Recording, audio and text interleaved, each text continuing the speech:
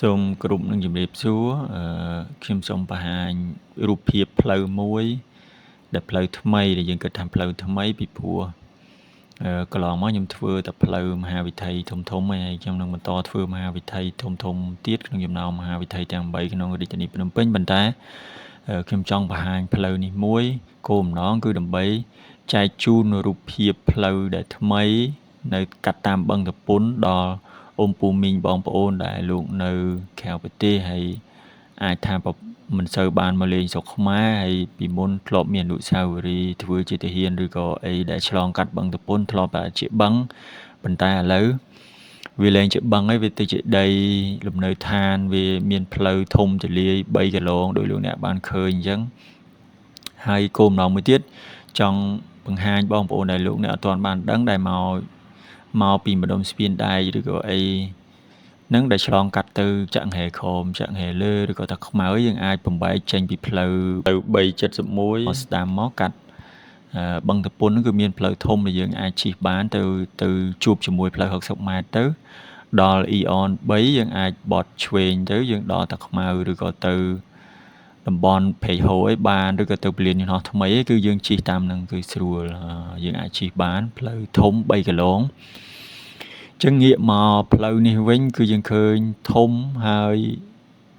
បូរីក៏ធំដែរនៅសងខាងក្នុងនោះមានបូរី2គឺជីបម៉ុងហើយនិងពេញហួតដែលអភិវឌ្ឍផ្លូវនេះក្រោមគម្រោងមើលការខុសត្រូវរបស់រដ្ឋាភិបាលហ្នឹងខ្ញុំអាចនឹងមិនស៊ីជម្រៅទេប៉ុន្តែអាចនឹងរូបភាពបែបហ្នឹងពេលដែលយើងនិយាយពីបឹងតពុនធ្លាប់មានគេលើកឡើងថាជាកន្លែងដែលរដ្ឋលក់ដីរដ្ឋឲ្យក្រុមហ៊ុនអស់ហើយគេលុបបឹងទៅលិចទីក្រុងអីអស់ហើយអញ្ចឹងបងប្អូនអ៊ំពូមីងដែលនៅក្រៅប្រទេសអាចគ្រាន់តែមើលព័ត៌មានអាចថាងវាលិចវាពិបាកអីចឹងរដ្ឋហ្នឹងគឺគិតតែផលប្រយោជន៍ខ្លួនឯងអីចឹងអាហ្នឹងវាអាចជាមួយជ្រុងទេប៉ុន្តែបើយើងមើលជាក់ស្ដែងលោកអ្នកបានឃើញអញ្ចឹងខាងស្ដាំដៃដើមធ្នង់នេះគឺជីបម៉ុងខាងឆ្វេងដៃដើមម៉ៃសាក់នោះគឺពេញហួតអាចរួមគ្នាពីក្រុមហ៊ុនធំហ្នឹងដើម្បីអភិវឌ្ឍផ្លូវនេះគោលបំណងដើម្បីលំនៅឋានគាត់ផងនិងគោលបំណងដើម្បីប្រយោជន៍សាធារណៈផងហើយតំបន់ដែលយើងបារម្ភតំបន់បឹងតពុនដែលយើងបារម្ភខ្លាចលុបទៅវាលិចទីក្រុងភ្នំពេញអីវាមិនមែនលុបទៅមួយថ្ងៃដែលខ្ញុំថតវីដេអូនៅខែ5ឆ្នាំ2026នេះទេបានន័យថាលុបយ៉ាងហោចក៏3ឆ្នាំមុនដែរព្រោះយើងឃើញយើងមើលដីមើលដុះស្មៅហើយលំនៅឋានឡើងប៉ុណ្ណឹងហើយអញ្ចឹងលុបយូរហើយបើសិនជាលិចខ្លាំងហើយ3ឆ្នាំមុនតែផ្ទុយទៅវិញគឺយើងឃើញ2ឆ្នាំចុងក្រោយអីហ្នឹងគឺលែងមានការលិចទីក្រុងភ្នំពេញហើយបន្ទាប់ពីការរំដោះទឹកពីស្ទឹងព្រែកត្នោតទៅម្ដុំភ្នំតាម៉ៅអីមានស្ទឹងធំអញ្ចឹងហើយមានរៀបប្រព័ន្ធរំដោះទឹកបូមទឹកអីនៅទីក្រុងភ្នំពេញបឹងតបែកនិងបឹងតពុនហ្នឹងគឺការលិចហ្នឹងលិចមែនប៉ុន្តែវាលិចលឿនទេបានន័យថាម៉ូទ័រវាបូមអត់ទាន់ទៅវាលិចមែនធំមួយកណាត់ថ្ងៃឬមួយថ្ងៃអីចឹងហើយបូមមកអស់គឺលឿនហ្នឹងយើងនិយាយជាក់ស្ដែងព្រោះខ្ញុំធ្វើការនៅតំបន់បឹងតពុនអញ្ចឹងវាមានការលិចហើយលូមួយចំនួនក៏រត់បានស្ដារបានល្អដែរអញ្ចឹងការលិចហ្នឹងមិនមានទេអញ្ចឹងរូបភាពនេះចែកជូនទៅដល់បងប្អូនអ៊ំពូមីងនៅអាមេរិកនៅកាណាដាអីដែលនៅបារាំងឬនៅប្រទេសផ្សេងដែលចិត្តតែឮតាមព័ត៌មានហើយបារម្ភថាអើយលុបទៅវាយ៉ាងណាយ៉ាងណីទីក្រុងភ្នំពេញអញ្ចឹងវាមិនអញ្ចឹងទាំងអស់ទេធម្មតាប្រទេសណាទីក្រុងណាក៏មានការលិចលង់ដែរបើគ្រាន់តែរយៈពេលខ្លីវាមិនដូចប្រទេសគេអភិវឌ្ឍរាប់ឆ្នាំទេយើងកំពុងអភិវឌ្ឍអញ្ចឹងវាមានការខ្វះចន្លោះអញ្ចឹងយើងមើលក្នុងផ្លូវកណ្ដាលមួយហើយខាងមុខនោះគឺជាកន្លែងស្ពានរំដោះទឹកចេញពីបឹងតបែកមកគឺលោកទុកផ្លូវទឹកធំនេះដូចខ្ញុំបង្ហាញអញ្ចឹងគឺផ្លូវទឹកធំសំដៅទៅអ៊ីអន3ទៅចូលទៅព្រែកតាខ្មៅទៅអាចព្រែកហូរឬក៏ចូលទៅទន្លេបាសាក់ហ្មងនេះផ្លូវទឹកមកពីបឹងតបែកគឺធំ ផ្លូវទឹកធំហើយវាមានចំហាយទឹកត្រជាក់ផងសម្រាប់លំនៅឋានហើយវាជាកន្លែងរំដោះទឹកផងអញ្ចឹងរដ្ឋលោកបានរៀបចំហើយដោយឡែកសម្រាប់អគារខាងស្ដាំដៃនេះគឺអគ្គស្នងការនគរបាលជាតិដែលបានរៀបចំកន្លែងហ្នឹងក៏ធ្លាប់មានមតិមិនសូវល្អដែរທາງលោកស្ថាប័នរដ្ឋអីចឹងមកលោកចេញទៅក្រៅអស់ហើយបើយើងនៅខាងក្នុងវាអត់ស្អាតវាពិបាករៀបចំវាចង្អៀតអញ្ចឹងបើមកដីទលាយបែបនេះគឺជាងមានលបងមានចំណតឡានត្រឹមត្រូវហើយសម្រាប់ការិយាល័យធ្វើការហ្នឹងក៏វាមានបែងចែកសារប្រជុំអីត្រឹមត្រូវអញ្ចឹងចំពោះខ្ញុំគាំទ្រការដែលយើងរំដោះក្រមរូបភាពណាមួយចេញពីតំបន់ដែលចង្អៀតខ្លាំងមកតំបន់ដែលទលាយមិនសូវជាឆ្ងាយប្រមាណហួសហេតុពេកពីទីប្រជុំជនកណ្ដាលឬរាជធានីភ្នំពេញកណ្ដាលហើយមកគៀកជាមួយនឹងផ្លូវធំបែបនេះខ្ញុំចំពោះយោបល់ខ្ញុំទស្សនៈខ្ញុំគឺមិនជាឆ្ងាយទេមិនជាហួសហេតុពេកទេហើយផ្លូវអានេះខ្ញុំបត់មកឆ្វេងហើយមកខាងដីវាខាងឆ្វេងដៃនេះគឺជីបម៉ុងថ្ងៃក្រោយទៅជាលំនៅឋានដែលស្អាតដែលរៀបចំបានល្អមានទាំងផ្សារទំនើបមានទាំងអីអ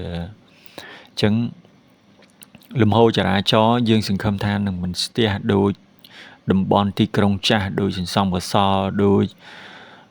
វែងស្រេងអីដែលយើងមានផ្លូវធំតែមួយហើយផ្លូវឆ្លងកាត់តូចៗផ្សេងហ្នឹងអត់មានទេអញ្ចឹងវានាំឲ្យស្ទះតែបើតំបន់នេះការរៀបចំសង្ឃឹមថាមិនស្ទះពីព្រោះ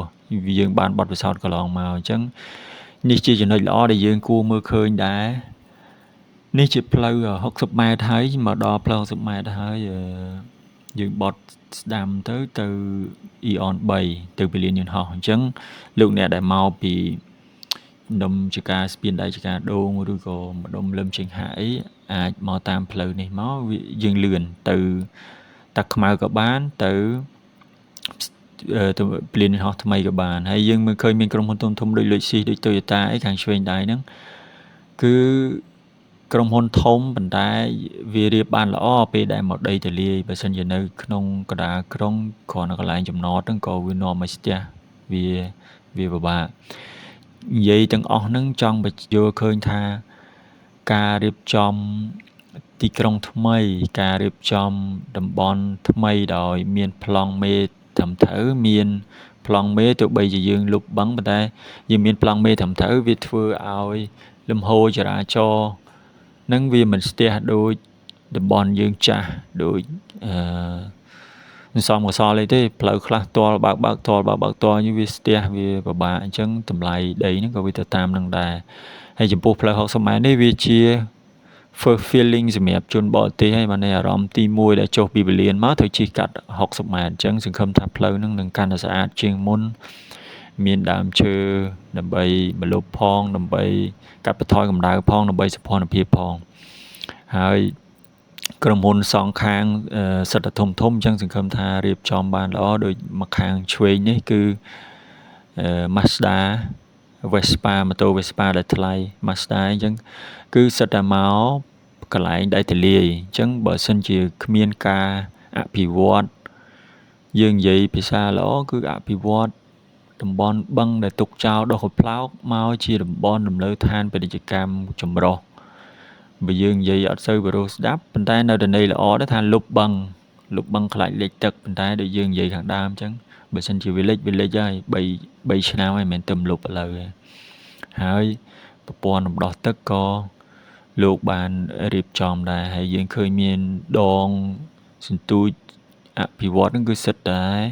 ក្រុមហ៊ុនធំហើយនៅសងខាង60ម៉ែត្រផ្លូវ60ម៉ែត្រខាងស្ដាំដៃខាងមុខហ្នឹងគឺជាពេទ្យធំមួយសម្រាប់ស្រុកខ្មែរថ្ងៃក្រោយនេះយើងសង្ឃឹមថាមានវិស័យសុខាភិបាលមួយដែលល្អនៅខាងស្ដាំដៃហ្នឹងគឺពេទ្យដែលធំតែនេះក្នុងគម្រោងឯងចាំមើលចេញរូបរាងតើធំមែនអត់ទំនើបមែនអត់ហើយតម្លៃយ៉ាងម៉េចដែរសម្រាប់ប្រជាជនខ្មែរយើងអាចនឹងមិនទៅបរទេសច្រើនចំពោះជំងឺដែលធ្ងន់យើងនៅក្នុងស្រុកយើង ស្ពាននេះគឺស្ពានរំដោះទឹកក៏ធំដែរសម្រាប់រំដោះទឹកចូលទៅទន្លេឬក៏ទឹកខ្មៅចេញពីបឹងតពុនទៅអញ្ចឹងលោកអ្នកដែលអត់ដូចថាមិនសូវបានមកស្រុកខ្មែរអាចឃើញរូបភាពខ្លះទោះបីវាមកចំណែកទូចមិនមែនជាការលើកជើងមិនមែនជាការអីទេវាជាការនិយាយទស្សនៈផ្ទាល់ខ្លួនបូករួមជាមួយរូបភាពដែលលោកអ្នកបានឃើញជាក់ស្ដែងថាវាបែបហ្នឹងបឹងតពុនមែនតើទៅគេស្ងាត់យូរហើយប៉ុន្តែអានេះកុំឲ្យនៅល្អកក្នុងចិត្តថាគេលុបបឹងទៅវានាំឲ្យលិចលង់អីយ៉ាងណាអញ្ចឹងអាចថ្ងៃនេះឆ្នាំ2026ខែ5បានឃើញរូបភាពបែបហ្នឹងហើយស្តុបនេះគឺខាងឆ្វេងដៃទៅយើងទៅទឹកខ្មៅបានខាងស្ដាំមកយើងមកបឹងជើងឯកឲ្យបានហើយទៅមុខត្រង់គឺទៅពលានយន្តហោះហើយនេះគឺ Eon 3លោកអ្នកធ្លាប់ស្គាល់ហើយមុខ Eon មិនដែលមានសម្រាមណាស់តែយើងមួយចំនួនតូចដែលអត់បានយល់ទេដូចថាហូបអីក្នុងឡានហើយញ៉ាំអីក្នុងឡានហើយបោះអីចឹងឬក៏ញ៉ាំភេសជ្ជៈហើយគឺបោះដែលហេតុអីបើបានជាពួកគាត់នឹកអត់ឃើញថាសួនដែលស្អាតបែបហ្នឹងផ្សារដែលធំបែបហ្នឹងគាត់នៅមានបោះសម្រាមខ្លះដូច្នេះខ្ញុំសូមបង្ហាញប៉ុណ្ណឹងផ្លូវកាត់បឹងតពុនរហូតមកដល់ Eon បើមានកំហុសខុសឆ្គងអីសូមមេត្តាអភ័យទោសគ្រាន់តែមានអំណងមួយចង់ចែកជូនរូបភាពការអភិវឌ្ឍប្រទេសទៅកាន់បងប្អូននៅក្រៅប្រទេសផងនិងបងប្អូនផ្សេងទៀតដែលអត់សូវបានជិះកាត់ផ្លូវហ្នឹងបានឃើញអញ្ចឹងមិនមានចេតនាអីផ្សេងទេគ្រាន់តែចង់បង្ហាញរូបភាពសូមអរគុណច្រើនសូមជម្រាបលា